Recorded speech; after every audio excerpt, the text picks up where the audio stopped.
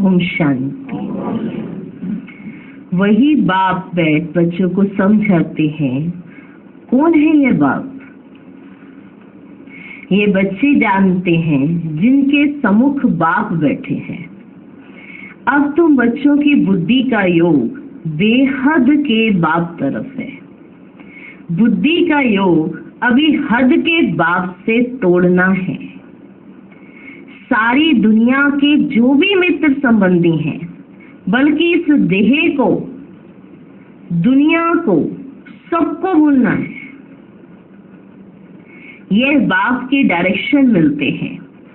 बाप बच्चों को कभी नहीं भूलते हैं। गीत था ना, हाँ, माँ बाप भूल गए। गीत है, माँ बाप भूल गए। माँ बाप नहीं भूलते हैं, बच्चे भूलते हैं। बाप बच्चों को कभी नहीं भूलते हैं। बाप तो कहते हैं भक्ति मार्ग में भी तुम भक्तों की हम संभाल करते आए हैं, परंतु ड्रामा अनुसार तुम बच्चों को भूलना ही है। ये तुम भूलते हो, माँ बाप नहीं भूलते हैं। भुलवाती है माया। हम आत्मा हैं, यह भी रावण भुला देते हैं, दे अभिमानी बना देते हैं। ये तुम बच्चों का पार्ट है। ये तुम बच्चों का पार्ट है। ऐसे नहीं कि तुम वहां सिर्फ बाप को भूल जाते हो, परंतु वे जो है, जैसा है, उस बाप की याद और सुख देने का ज्ञान भूल जाते हो। सब कुछ ही तो भूल जाते हो। ये नहीं कि सिर्फ बाप को भूले हो, जिससे इतना सब कुछ मिलता है उसी को भूल जाते हो। ऐसा ही होता है ना, सुख में कोई याद नहीं करता है, अब जैसे ही दुख आता है तो उलाना देने लगते हैं कि तुमने ऐसा किया हमारे साथ। जब सुख में याद ही नहीं किया, याद को इतना पक्का रखा, हम भूल गए। सुख आया, भूल गए। फिर जब दुख आया तो उलाना देने लगे माँ बाप को कि आप हमें भूल गए। हमने तो पूरा प्यार रखा, आप हमें भूल गए। जबकि बाप हमें भक्ति मार्ग में भी नहीं भूलता, तो अब कैसे भूलेगा? अब तो बाप के पास है ही हम बचे। तो बाबा विशेष कहते जो सम्मुख बैठे हैं उनके लिए मैं बाप बोला, बाकी तो सब भूले ही पड़े। तो कह रहे हैं गीत में क्या कि दुखियों पर कुछ रहम करो माँ बाप हमारे, भूल गए हो आप हमें। हाँ, तो माँ बाप नहीं भूलते हैं। कौन भूलता है? बच्चे भूलते हैं। अभी तुम जानते हो बाबा कल्प कल्प आते हैं। बाबा कैसा है यह भी बुद्धि में धारण करना है। मनुष्यों ने तो शिवलिंग का बड़ा चित्र बना दिया है, और सभी के चित्र तो ठीक है। जैसे ब्रह्मा विष्णु शंकर का चित्र तो ठीक है, मंदिरों में पूजे जाते हैं, परंतु परम पिता परमात्मा का नाम, रूप, देश, काल जो है वे सब भूल जाते हैं। चित्र भी भूल जाते हैं कि उसका चित्र कैसा है, वो भी भूल जाते हैं। अभी तो बच्चों को समझाया जाता है कि आत्मा बिंदी रूप है, स्टार मिसल बिंदी है, भृगुटी के बीच में रहती है। बच्चे जानते हैं हम आत्मा है। शरीर की भृगुटी के बीच मुझ आत्मा का स्थान है। यह तो सब मानेंगे, मानेंगे कि नहीं मानेंगे? बहुत सूक्ष्म बिंदी जैसी है। कौन? आत्मा बहुत सूक्ष्म बिंदी जैसी है। ये भी जानते हो परम पिता परमात्मा भी ऐसे बिंदी रूपी होगा। खुद आकर समझाते हैं मैं भी बिंदी हूँ, परंतु मनुष्यों ने बड़ा ज्योतिर्लिंग बना दिया है। बड़ा ज्योतिर्लिंग अभी तो इतना बड़ा बना देते हैं, जिसके ऊपर जल चढ़ाने के लिए सीढ़ियां लगाई है। देखा है ना, सीढ़ियां लगी हुई है। तो मनुष्यों ने बड़ा ज्योतिर्लिंग बना दिया है। जैसे बुद्ध का भी बड़ा लंबा चौड़ा रूप बनाते हैं। पांडवों के शरीर भी भक्ति मार्ग में बहुत लंबे बनाते हैं। ऐसे ही बने हैं ना, बड़े बड़े लंबे लंबे। 5 पांडव इतने लंबे लंबे चौड़े, इतने बड़े तो थे नहीं। भक्ति मार्ग में लंबे चित्र होते हैं, बड़े बड़े की महिमा के लिए कि बहुत बड़े बड़े थे, इसलिए उनके चित्र भी बड़े बड़े। बुद्ध का चित्र देखो ना, बड़ा, इतना बड़ा बुद्ध का चित्र बनाया है और वो नीचे मनुष्य खड़ा है तो इतना छोटा सा दिखाई पड़ता है। बड़े बड़े बनाते हैं। ज्ञान मार्ग में छोटी चीज होती है, भक्ति मार्ग में बड़ी चीज बनाते हैं। परमात्मा कहते हैं मैं बिंदी हूँ, कहाँ कहाँ बहुत बड़ा लिंग भी रखते हैं, नहीं तो बिंदी की पूजा कैसे हो सके? पूजा तो जरूर बड़ी चीज की होगी ना। तुमको भी बिंदी रूप समझाया है, इन बातों को मनुष्य तो समझ ना सके। तुम बच्चों को भी पहले ये समझ नहीं थी, कहीं सोचो हम बड़े समझदार हैं एकदम से समझ गए, तुमको भी पहले ये समझ नहीं थी। अभी जब परिपक्व अवस्था हुई है, पक्की अवस्था हुई है, तो समझते हो ये तो यथार्थ बात है। शुरू शुरू में बता दें तो समझ में ही नहीं आती है, तो जब अब पक्की अवस्था हो गई है तब कोई बात देते हैं ना तो वो समझ आ जाती है। समझ में ये बात बहुत हुई बात है। और एकदम से सबको सब राज समझा दे, वो समझ रहे ऊपर ही चले जाएंगे उसके। धीरे धीरे उसको समझाया जाता है तो उसकी बुद्धि इतनी विशाल हो जाती है कि वो उसको एक्सेप्ट कर सके, समझ सके। तो जब तुम्हारी परिपक्व अवस्था हो जाती है तो तुम्हें समझ आ गई है कि क्या बात है। अगर शुरू से लेकर बाबा भी समझाते तो हम समझ नहीं सकते, क्योंकि बिंदी कोई चीज तो है ही नहीं। अब जब बाबा आए तो बाबा ने भी काम गुस्टा कर, एकदम बिंदी ऐसे नहीं कहा, नहीं तो समझ ही नहीं आता, याद ही नहीं कर पाते। तो समझ हम मानते ही नहीं। अगर बाबा ऐसे कहते बिंदी, आप भी बिंदी, मैं भी बिंदी, तो धीरे धीरे करके समझाया कि बिंदी का पाठ क्या है। हर बात को बाबा ने धीरे धीरे करके समझाया। तो अगर उस समय कहते तो हम मानते ही नहीं। परंपरा से शिवलिंग कहा जाता है या फिर क्या है? ये क्या बात हो गई, बिंदी।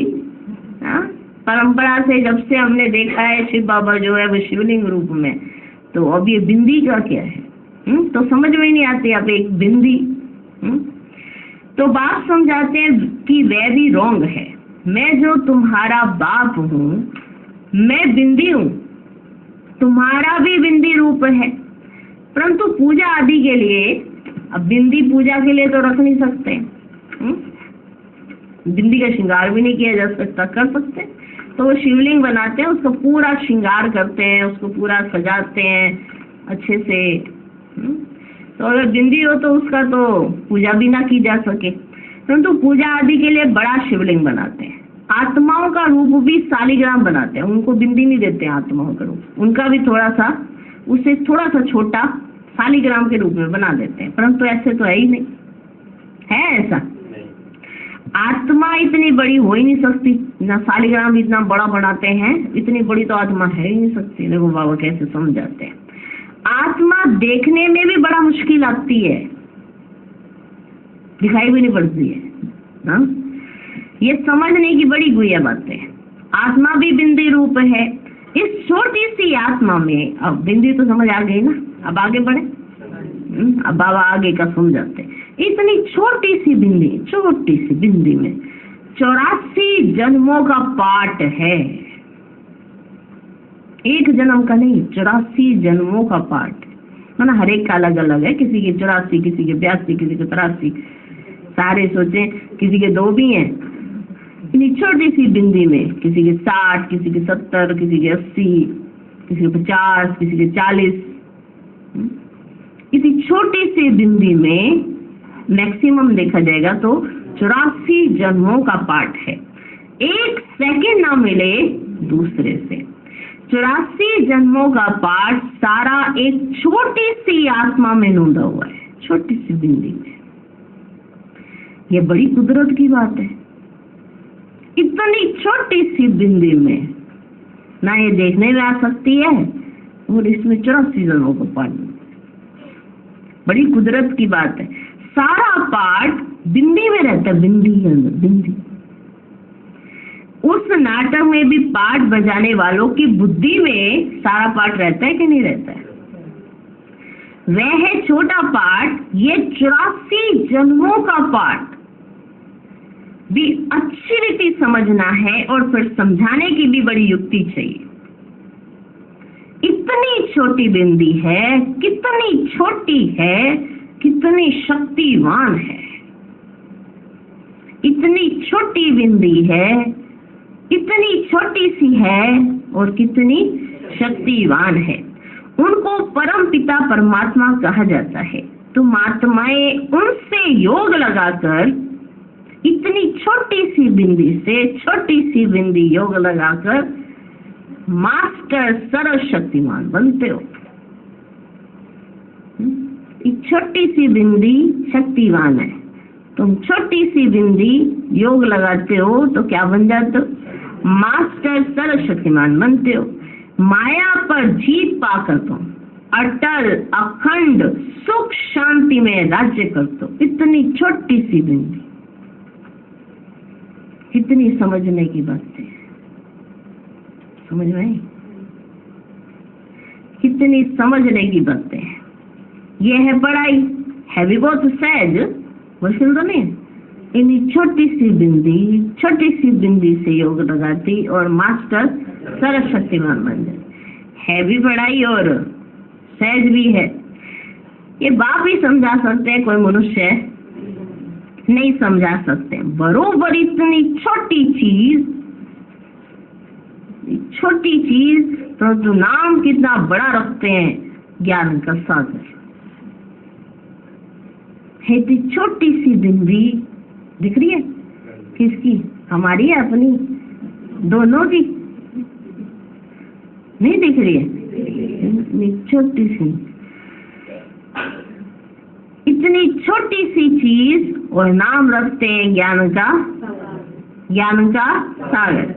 तुम कहते हो मनुष्य सृष्टि का बीज रूप, चैतन्य है, सत्य है, अविनाशी है। कहते आते हैं ना, परंतु किसकी बुद्धि में नहीं आता कि वह क्या वस्तु है। इतनी छोटी सी बुद्धि में नहीं आता है कि क्या चीज है। गुण तो बहुत अथाह गाते हैं। अभी तुम बच्चे बाप के सम्मुख बैठे हो। कहाँ बैठे हो? बाप के सम्मुख बैठे, जान गए हो। कहाँ बैठे हो? सम्मुख बैठे हो, जान गए हो। आत्माएं तो सम्मुख ही हैं, सब आत्माएं ब्रदर्स ही हैं। कितनी छोटी छोटी बिंदी है, विचार करो। आज बाबा विशेष है, छोटी छोटी बिंदी है। कितनी छोटी है? छोटी छोटी। कितनी छोटी छोटी बिंदी है? इतनी छोटी छोटी बिंदी है। विचार करो। मूल वतन का हम जो चित्र दिखाते हैं, बनाते हैं ना, उसमें बिंदु रूपी दिखाते हैं। जैसे स्टार्स आकाश तत्व में ऊपर खड़े हैं, वैसे महातत्व में भी हम ऐसे स्टार मुआफिक अपने अपने सेक्शन में खड़े होंगे। सेक्शन है ना, इसमें परम धाम का चित्र है ना आपके सामने, तो इसमें स्टार मुआफिक अपने अपने सेक्शन में खड़े होंगे। झाड़ छोटे छोटे स्टार्स का बना हुआ है। इतना इतना इतना इतना सेक्शंस बने हुए ना, दिखाई दे रहे हैं? देखा मूल वतन? किन किनों ने देखा है? सारों ने देखा हुआ मूल वतन।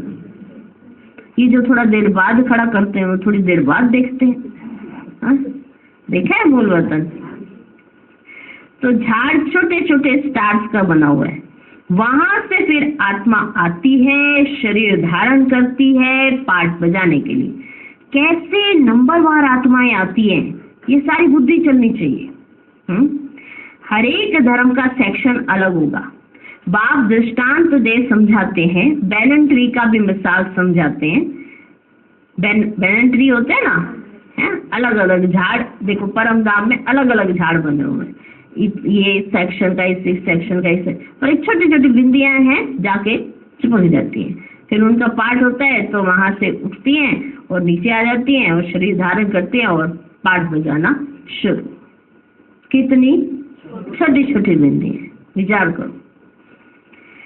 तो बाबा किस भाषा में समझा रहे हैं? छोटी बिंदी की भाषा। कौन सी भाषा में समझा रहे हैं? हिंदी बहुत जगह चलती है, तो बच्चों को हिंदी भाषा में समझाना पड़ेगा। परम पिता परमात्मा भी हिंदी भाषा में ही समझाते हैं।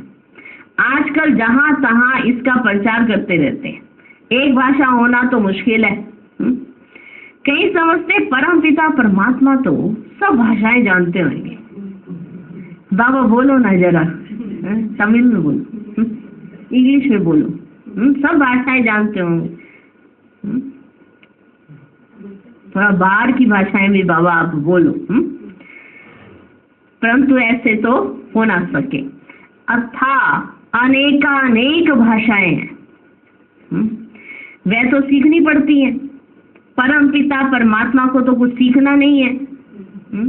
उन्होंने कल्प पहले जिस भाषा में समझाया है उसमें ही समझाते हैं। बाकी भाषाएं तो हर एक को पढ़नी होती हैं। बाप को पढ़नी होती हैं क्या? ये तो बच्चों को पढ़नी होती है, बाप को थोड़ा पढ़नी होती है।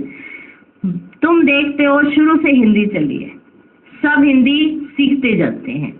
भारत में हिंदी का प्रचार है, बाप भी हिंदी में समझाते हैं, फिर हर एक को अपनी भाषा में ट्रांसलेशन करके औरों को फिर समझाना पड़े। बाबा कौन सी भाषा में समझाते हैं? हिंदी में समझा देते हैं, फिर हर एक को अपनी अपनी भाषा में ट्रांसलेशन करके समझाना पड़े। बाप और बाप की रचना का परिचय सबको समझाना है। सभी का सदगति दाता व एक बाप है, ये सब जानेंगे बरोबर। बाप आया हुआ है। बाप कहते मैं भारत में ही आता हूँ। भारत हमारा बर्थ प्लेस है। शिव के मंदिर, देवी देवताओं के मंदिर भी यहाँ पर ही है। देवी देवताओं का राज्य भी भारत में होता है। बाप भी भारत में आते हैं। देवी देवता धर्म की स्थापना भी भारत में ही होती है, तो मैं भी भारत में ही आता हूँ। तो मंदिर भी यहाँ जरूर यही है, जरूर यहाँ चाहिए ना। औरों के इतने मंदिर नहीं होंगे, यहाँ तो बहुत मंदिर हैं।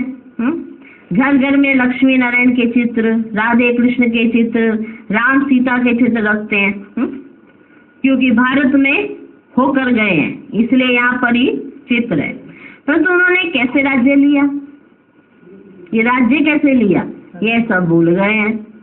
कि ये किसको पता नहीं है कि ये राज्य कैसे लिया, वे भूल गए। चैतन्य में राज्य करके गए हैं, ये कहते हैं कि ये होके गए हैं, लेकिन इन्होंने राज्य कैसे लिया था ये सब भूल गए।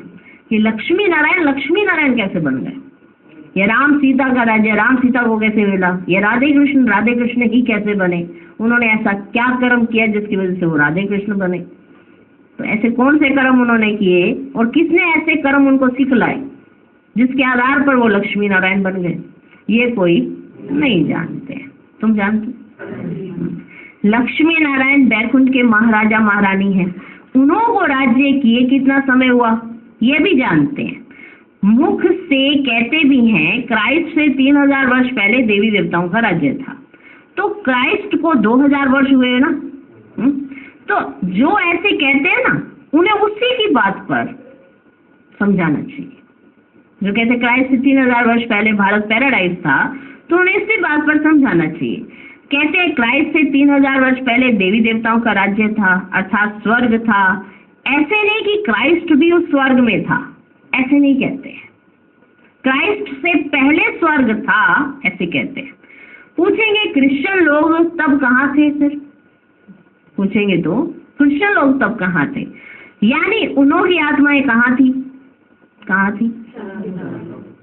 इस्लामी, बौद्धी, कृष्ण आदि की आत्माएं सब कहाँ थी?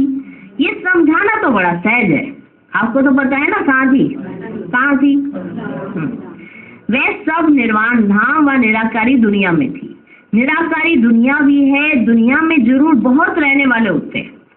सभी आत्माओं का निवास स्थान महातत्व रूपी निराकारी दुनिया में है। तुम बच्चों की बुद्धि में अभी यह है कि इस समय सब देवी देवताओं की आत्माएं हाजिर हैं, तब बाप आए।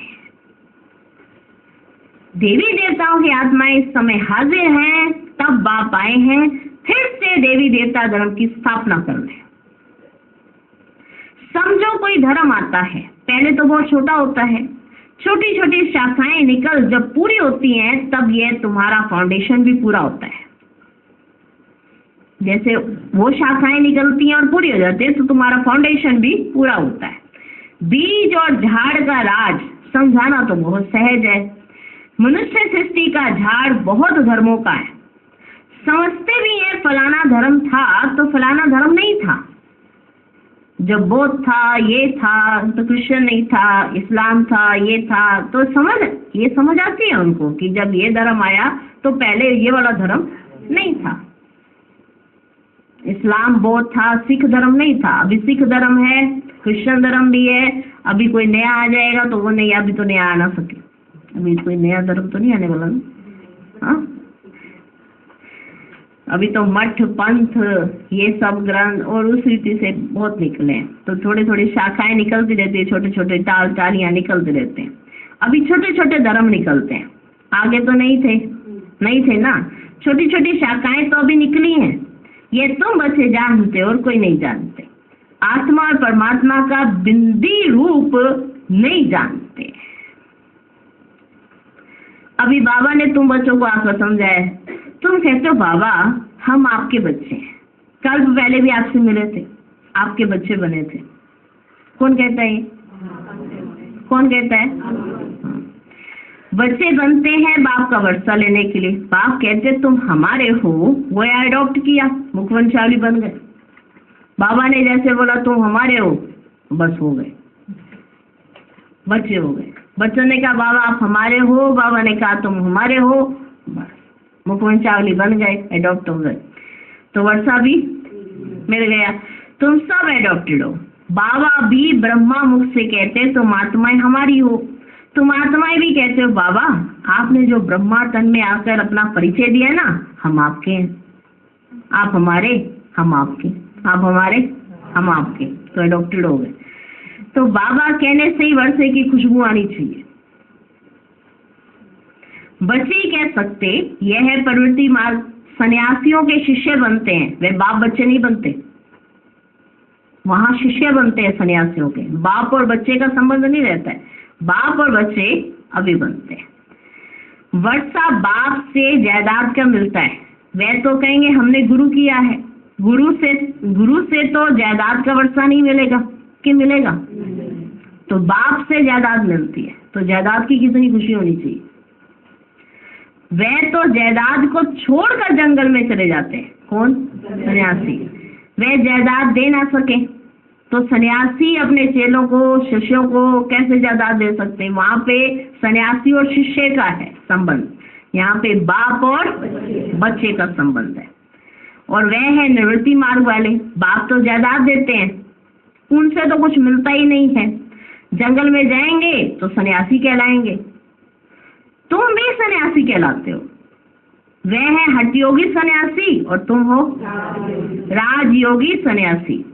सन्यासी अर्थात 5 विकारों का त्याग करने वाले, उसको कहा जाता है सन्यासी। सो तो तुम त्याग करते हो और फिर पवित्र दुनिया में चले जाते हो।